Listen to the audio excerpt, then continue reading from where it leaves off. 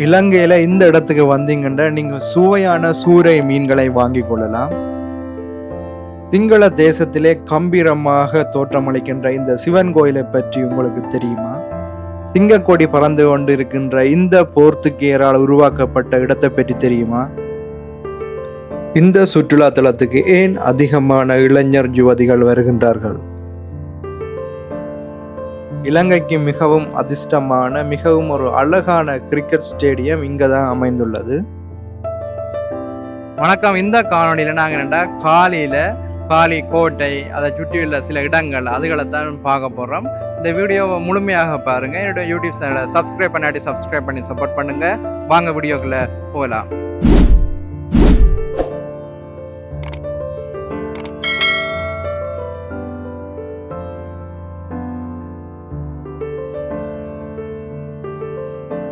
நான் யாழ்ப்பாணத்திலிருந்து கொழும்புக்கு கொழும்புல இருந்து காலிக்கு ட்ரெயினில் நான் இதான் அந்த காலியில் உள்ள ரயில்வே ஸ்டேஷன். இந்த ஸ்டேஷனுக்கு பக்கத்தில் நல்ல சில இம்பார்ட்டண்டான டூரிஸ்ட் பிளேஸ்கள் எல்லாம் இருக்குது. நாங்கள் முதலாவது என்னத்தை பற்றி பார்க்க போகிறோம்னா, இந்த காலி கோட்டைக்கு பக்கத்தில் ஒரு சின்ன மீன் சந்தை ஒன்று இருக்குது. அந்த மீன் சந்தையில் என்னென்ன வகையான மீன்கள் இருக்குது, அவை என்னென்ன விலையில் இருக்குது, அது தொடர்பான விவரங்களை தான் பார்க்க போகிறோம். இந்த கடற்கரை மீன் சந்தையில் பார்த்தீங்கன்னா ஒவ்வொரு சைஸில் உள்ள இறால்கள், கணவாய், மற்றது இங்கே மிகவும் பிரபல்யமான சூறை மீன்கள். இந்த மீனில் இருந்தால் டின் ஃபிஷ், மற்றது மாசு சம்பளெல்லாம் செய்கிறவங்க, நண்டு, இப்படி நிறைய வகையான கடல் உணவு பொருட்கள் எல்லாம் கிடைக்கக்கூடிய மாதிரி இருக்குது. என்ன மீன் இதுக்கு பேர்? போல்லா. எவ்வளவு ஒரு கிலோ? ஒரு கிலோ எவ்வளவு? 500 500. Okay. Kelia. 1 kilo, 1 piece. Ula. எவ்வளவு ரூபா? $2400 ஒரு மீன். அந்த கணவாய், ஊசி கணவாய்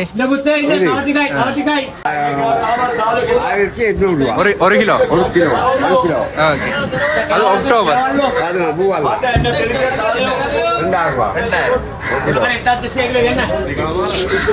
இந்த இறால்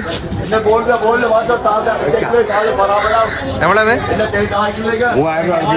3000 பெரிய இறால். நண்டு கிலோ 3000. சரியா? This one tuna. 1 piece எவ்வளவு?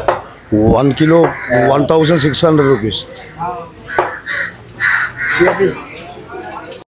அடுத்தது நாங்கள் காலியில் உள்ள ஒரு சிவன் கோயிலை பற்றி தான் பார்க்க போகிறோம்.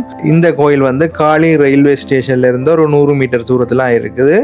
இது கிட்டத்தட்ட 150 வருடங்கள் பழமையான ஒரு கோயிலாக நம்பப்படுகிறது. இந்த கோயிலின் சிற்ப வேலைகள்லாம் ரொம்ப அழகாக செய்யப்பட்டுள்ளது.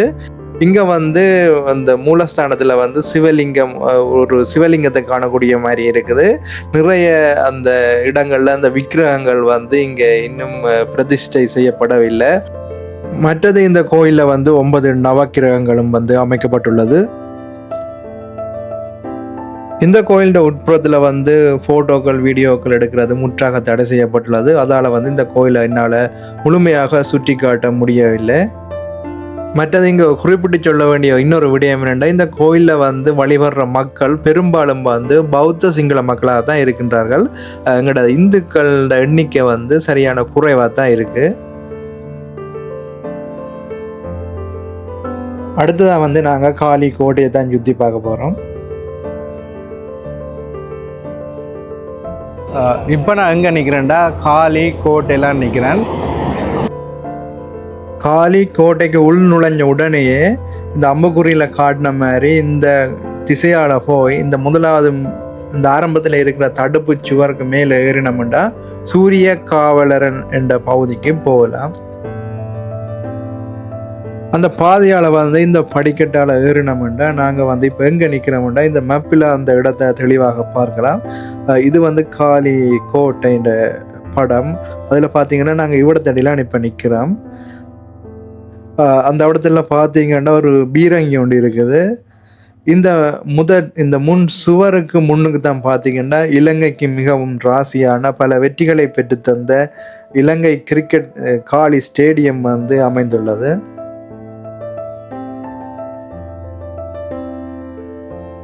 இப்போ நாங்கள் என்ன காலிக்கோட்டை இந்த பகுதியில் நிற்கிறோம். இதுவும் ஒரு முன்னுக்குள்ள பகுதி தான். இதில் பார்த்தீங்கன்னா ஒரு மணிக்கூட்டு கோபுரம் ஒன்று இருக்குது. இங்கே பார்த்தீங்கன்னா ஒரு பீரங்கி ஒன்றுண்ட ஒரு செயற்கை மாதிரி ஒன்று செஞ்சு வச்சுருக்குறாங்க. இது வந்து மரத்திலான் செய்யப்பட்டிருக்கு. மற்றது இந்த இடத்துல பார்த்தீங்கன்னா ஒரு சிங்க கொடி ஒன்று பறக்க விடப்பட்டுள்ளது.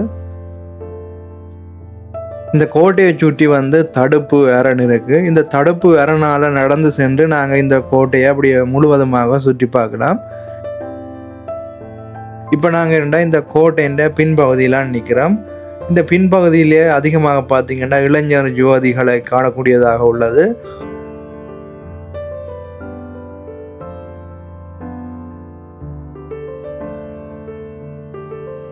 மற்றது நிறைய ஃபாரின் டூரிஸ்டையும் நாங்கள் காணக்கூடிய மாதிரி இருந்தது.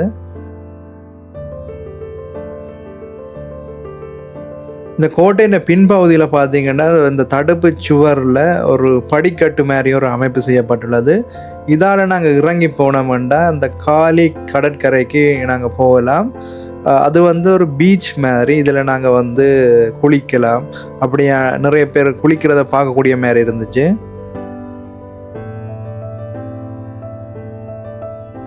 எனக்கு பின்னுக்கு பார்த்தீங்கன்னா இந்த ஹாலி ஃபோர்ட்டில் உள்ள ஒரு லைட் ஹவுஸை நீங்கள் பார்க்கலாம். இந்த கோட்டையில் உள்ள ஒரு மிகவும் முக்கியமான ஒரு இடம் இந்த லைட் ஹவுஸ் தான்.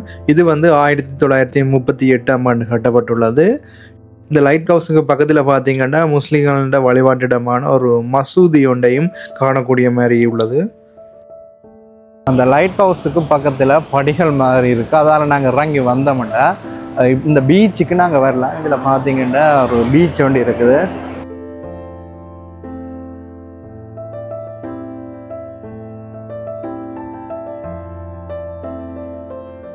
இந்த கோட்டை வந்து உண்மையிலேயே ஒரு மிகப்பெரிய ஒரு இடம். இந்த கோட்டைக்கு உள்ளேயே வந்து பார்த்தீங்கன்னா நிறைய கடைகள், மற்றது வீடுகள், மதம் சார்ந்த இடங்கள், மற்றது கவர்மெண்ட் சார்ந்த சில கட்டிடங்கள், அப்படி நிறைய விடயங்களை இந்த கோட்டைக்குள்ளேயே நாங்கள் பார்க்கக்கூடிய மாதிரி உள்ளது. இந்த ஃபோர்ட்டின் உள்ளுக்குள்ளே பார்த்தோம்னா இந்த ஃபாரினர்ஸை அட்ராக்ட் பண்ணுறதுக்காண்டி நிறைய வந்து ரெஸ்டாரண்ட், மற்றது சோனியர் ஷாப்ஸ் தான் இருக்குது. உள்ளுக்குள்ளே ஃபுல்லாகவே பார்த்தோம்னா இப்படி அந்த ரோட்டுகள் ஃபுல்லாகவே இப்படி கல் பதிச்சு தான் இருக்குது. இதில் பார்த்தீங்கன்னா நிறைய ஃபாரினர்ஸ் வந்து இந்த இடங்களுக்கு வர்றாங்க. இதில் பார்த்தீங்கன்னா ஒரு ஜுவல் ஷாப் எல்லாம் இருக்குது. இதில் ஸ்ரீலங்கன் ட்ரெடிஷ்னல் ட்ரெஸ்ஸஸ் ஷாப். இதில் பார்த்தீங்கன்னா ஒரு சுவேனியர் ஷாப் இருக்குது.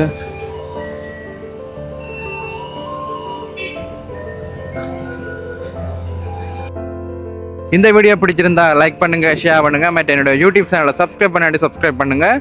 மீண்டும் ஒரு காலையில் சந்திப்போம். நன்றி, வணக்கம்.